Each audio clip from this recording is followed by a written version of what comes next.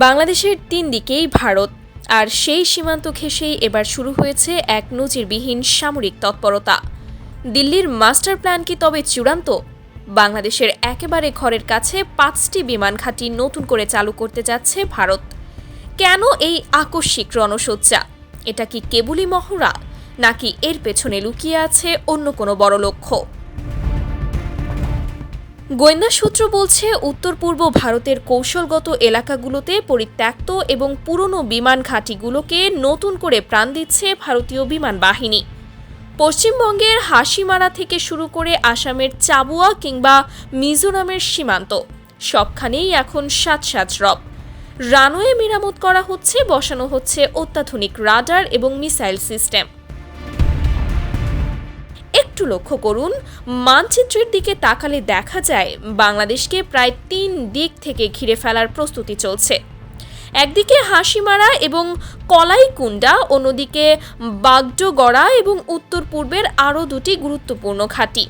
এই 5টি ঘাঁটি যদি পূর্ণ মাত্রায় সক্রিয় হয়, তবে বাংলাদেশের যে কোনো প্রান্ত ভারতের যুদ্ধ বিমানের নাগালে চলে আসবে মাত্র কয়েক মিনিটের ব্যবধানে। প্রশ্ন উঠছে, বন্ধুত্বের কথা বলে সীমান্তে কেন এই রণহুঙ্কার? সময় বিশেষজ্ঞদের মতে ভারতের লক্ষ্য কেবল বাংলাদেশ নয়, বরং এর আড়ালে রয়েছে চীন এবং আঞ্চলিক আধিপত্য।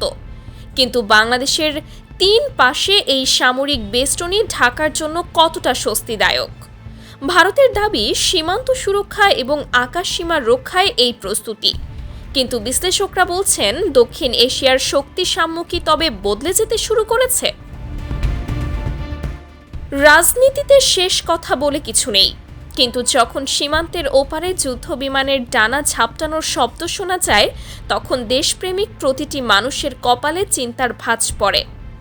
ভারত কি কেবল নিজের সীমান্ত পাহারা দিচ্ছে, নাকি এই 5টি ঘাঁটি আসলে বড় কোনো দাবার ঘুঁটি?